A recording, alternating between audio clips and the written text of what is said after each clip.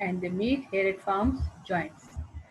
What is function of joints? They do not only hold the skeleton together but also give it the mobility, movement भी होती है. एक तो पूरे skeleton को support and plus mobility is provided with the help of joints. Next is the types of joints.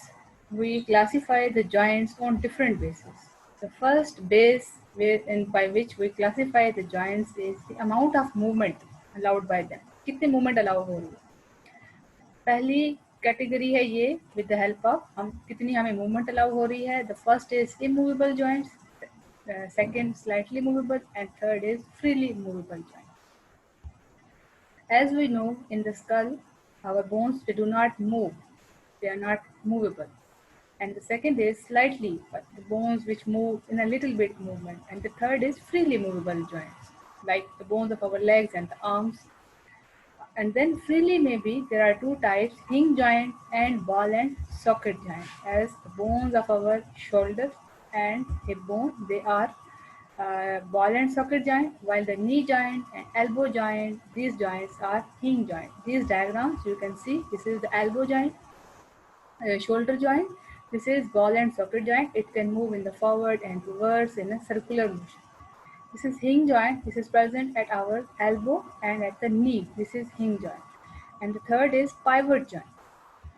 Then the second type of classification by which we can classify our joints are on the basis of structure, like how their structure is. The joint structure is the base. Second type of classification on which joints can be classified is the basis of their structure.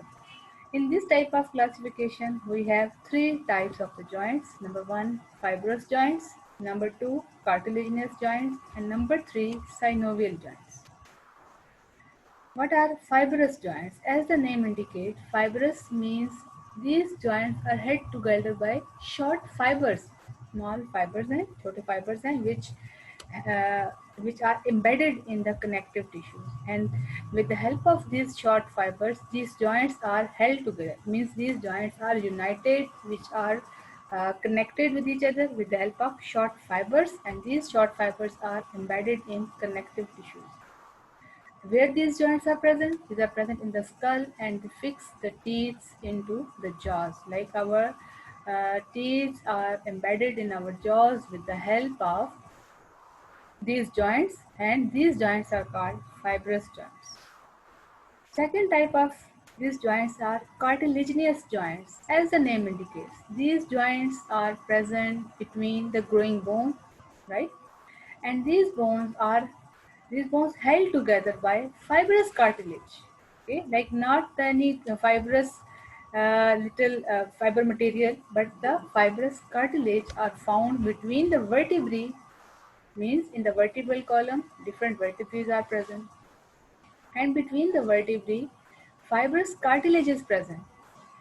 Okay, and mostly at the point of pelvic region where the coxal bones meet in the front of the pelvis. So cartilaginous joints, these joints allow little or no movement, and the hyaline cartilage form joints between. Means the type of cartilage, we have studied the types of cartilage, hyaline cartilage and elastic cartilage. Hyaline cartilage forms the joints between growing bones. The bones held together. Cartilaginous joints, these joints allow little or no movement. Hyaline cartilage forms the joints. Means where these cartilaginous joints are present, you have to keep in mind that these joints are present between growing bones. And these bones held together by fibrous cartilage. Okay, next we have studied that which bones are connected by these joints. The bones connected by cartilaginous joints are found between the vertebrae. Vertebrae are present in the vertebral column, right? So the bones held together by fibrous cartilage are found between the vertebrae, where at the point where coxal bones meet in the front of the pelvis, like in the pelvic region. All right, I show you in the diagram. Like in this pelvic region, pelvic coxal bones meet in the front of the pelvis. In this region, pelvic girdle, pelvic region. Here, between the vertebrae, Okay, between the vertebrae, our cartilaginous joints are present. So the bones held together by fibrous cartilage are found between between at the point where cogwheel beam bones meet in the front of the pelvis. Like cartilaginous joints are present between the vertebrae at the position of pelvic girdle, and these joints are present between growing bones, and they allow little or no movement. Third point is synovial joint. These joints contain a cavity filled with the fluid. Means you have to keep in mind that in this type of joints we have the joints which allow movement, right? Shoulder joints and hip joints like ball and socket joint, and elbow and the knee joint, hinge joint. So these joints are present at our main joints, and that's why they contain a cavity filled with the fluid. They are adapted to reduce the friction between moving joints. Mostly the bones and the joints which allow the movements are present at the shoulder and the knees and the hip joint and the elbow. So they have a cavity filled with the fluid, and this fluid helps in reducing the friction between moving joints. The outermost layer of this joint is called fibrous capsule, and this is connective tissue. Its joint is surrounded by a layer of connective tissue called fibrous capsule, and the inner layer is synovial membrane. So the name is also indicating this position and its role. The synovial joints, the second layer is, inner layer is synovial membrane. Some part of the capsule may be modified to form distinct ligament holding the bones together. Always keep in mind that bone to the muscle, these two things are attached with a tendon, while bone to bone attachment is with the help of ligament. So this ligament is formed by modification of this synovial membrane and fibrous capsule. Alright. Some parts of the capsule may be modified to form distinct ligament. So this capsule modified to form distinct ligament, and this ligament holds the bones together. So the types of synovial joint. Next we have to study the types of synovial joint. So based on the structure and the movement allowed, right? Like how much movement is provided by these synovial joints. Synovial joints can be classified further into two major categories. One is hinge joint and number two is ball and socket. Hinge joint that allows the movement in two directions. We can see in the diagram we have studied that hinge joint, it allows the movement in two directions. These are at the elbows and the knees. We can see again in the diagram. This joint is present. This is hinge joint, elbow and the knees in the two direction, in upward and in downward. Okay, like forward and reverse. You can say like we can move our knee in just two directions. But this is ball and socket joint. This is forward, backward, and all in a circular motion. This joint, this is ball and socket joint. So these two types of the joints are further included in the group of synovial joints. So first we have, so there are some major differences between hinge joint and ball and socket joint. The joints that allow the movement in two directions, while ball and socket joint, it allows the movement in several directions, many directions. Second difference is these are okay. First is their like they are present at elbow and the knees, and then the second difference at these joints, pair of muscles are arranged in the same plane as of the joint, like in the similar direction, in the same plane. This pair of the muscles are arranged in the same plane as that of the joint, like if we consider the bone of the humerus and the radius and ulna, the pairs of muscles are present and they are present in the same plane. All right, like we can see in the diagram. Like if we talk about this, we are talking about this joint. So this is hinge joint, and here the pairs of the muscles are arranged and they are in the same plane. Okay, in the same plane in a similar direction. While if we talk about this position, all right, like this is shoulder joint and this is ball and socket joint. So at this point, muscles will be present in perpendicular, like at a 90 degree. Muscles will be like this and in this direction. So the for provision of maximum movement. In the ball and socket joint, muscles are present in they are perpendicular to each other, and the number of muscles two pair. At least two pairs of the muscles are present perpendicular to each other.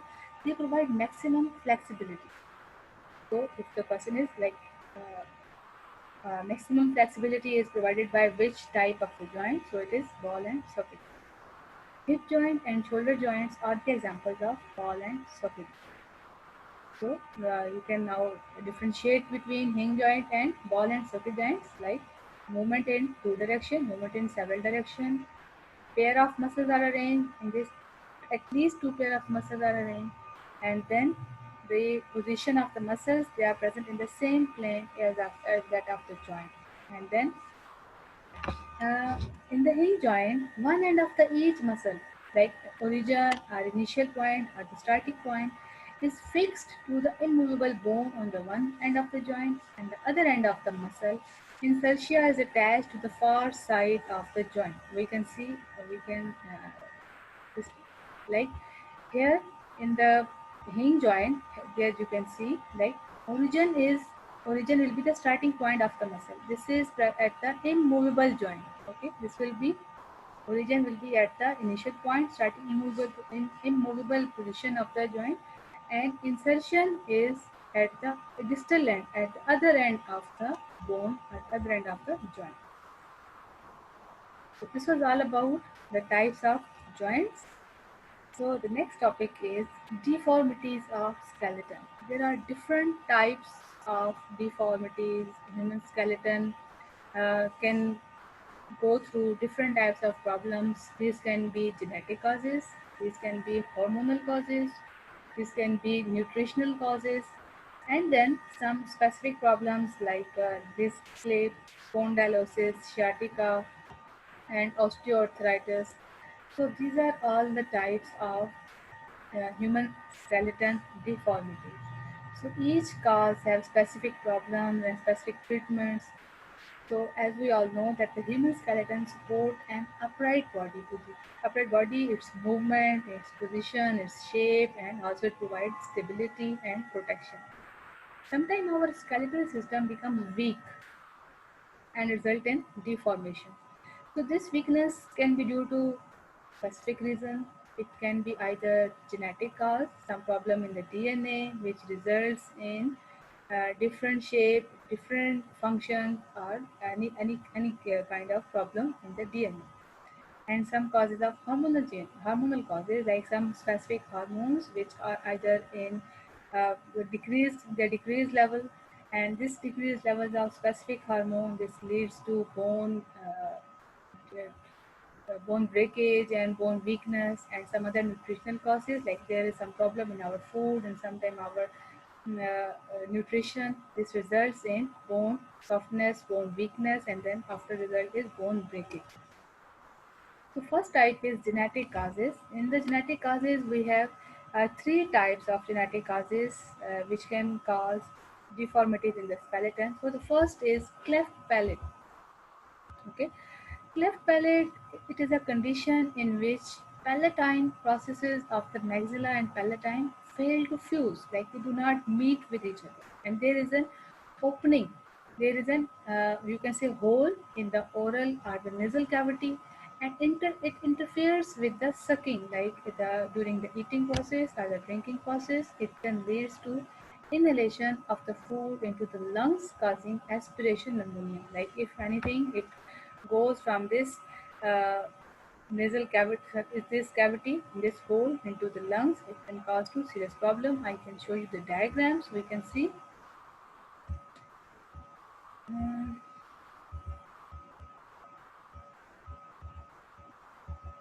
Wait a moment.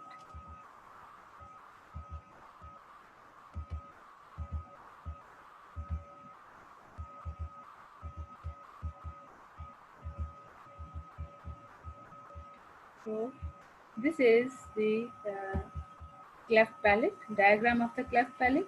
Okay, if we again see its definition, so it is a cleft palate is an opening or split or a hole in the roof of the mouth that occurs when tissues, they do not fuse together during the development. Okay, so during the development of a baby, this is, you can see that the palatine and maxilla, they do not fuse, and there is a persistent opening in the mouth, and it leads to fusion. This is how you can see a cavity or a hole in the roof of palatine. Palatine के roof में एक hole है, ठीक है, or this is due to the palatine processes of the maxilla and the palatine. Palatine and maxilla are the two bones present in our facial skull. All right. So this cavity, this leads to the inhalation of the food into the lung. खाना खाने के दौरान ये खाना हमारे lungs में, it moves to the lungs and it leads to aspiration pneumonia. Okay. This is how you can see. This is cleft palate. This is the diagrams of cleft palate, that the upper processes of, like the position of the bones of the maxilla and palatine, they do not fuse, and this opening between the oral and the nasal cavity, it interferes with the sucking. I again show you the cavity present between oral and nasal cavity, it interferes in the sucking. Like as we all know that there are two pathways. One is for the food and other is for the air inhalation. So during the process of sucking, the food, instead of going to the food canal, it moves into the air passageway and then to the lungs. So it leads in the results of aspiration pneumonia. Pneumonia is the problem in lungs, and it's caused to the death even. So the next cause of the genetic, so this is due to some genetic problem. This is not any kind of some food or some hormonal, but it is a genetic reason. So the second point is microcephaly. Microcephaly, cephaly, it is from the word cephalization, or this is connected with the brain, with the head, with this, with the skull. So the microcephaly, the organisms, animals, human beings who have small size skull. This is caused by some genetic drift. So their diagrams we can see. This is the diagram of microcephaly. As we can see in this diagram, the animals who have small skull size, and this is also due to genetic causes. As you can see, the skull is in the small size as compared to the normal human being. Their skull is in the smaller size. So this is also due to their genetic cause. Okay, this is the diagram of microcephaly, and this is the normal. Okay. And the third point is arthritis. Arthritis, as we all know, it is a problem of disease which is due to inflammation or degeneration, like breakdown, like infection in the joints. And there are many, like more than 100 different types of inflammatory or degenerative diseases that damage other joints. It is most chronic. Chronic means happening again and again, which is a degenerative joint disease also caused by genetic defect. It is osteoarthritis. Different types of arthritis are present: osteoarthritis, osteoporosis, osteomalcia. So in the main disease arthritis, it has many different types. So this is due to the caused by inflammation. Inflammation is uh, redness. There are 4 different types of indication of inflammation. It is pain, heat, redness, and swelling. So pain, heat, redness, and the swelling, this is the indication of inflammation. So inflammation which is caused, which is in the joints. So this damages the joints, and very chronic diseases, osteoarthritis, which is a degenerative. Degenerative means breakdown, degenerate, like breakdown and damage. This is also caused by genetic defects. So these are the genetic causes which are causing deformities in the skeleton. Second type of genetic skeleton deformities is hormonal causes. Osteoporosis is one of the most important hormonal cause which causes deformities like the D-shaping, damaging to the skeleton. And if we have to define this osteoporosis, it is a group of diseases in which bone resorption outpaces bone deposit. So first we have to see what is bone resorption and what is bone deposit. We have studied different types of the bone cells, osteoblasts and osteoclasts. So osteoblasts are bone forming cells and osteoclasts are bone dissolving cells. So osteoblasts, they perform bone deposit, like they help in deposition of calcium and phosphates and vitamin D in the bone. So osteoblasts, they help in bone deposit, while bone resorption is performed by osteoclasts, like bone dissolving. So osteoporosis is a group of disease in which bone dissolving outpaces, means it happens in a very faster speed. It happens in a very faster speed, and it outpaces the bone deposit. It means that deposition of the calcium and the vitamin D, it happens in a slower motion, in a slower speed, as compared to bone resorption, like bone dissolving.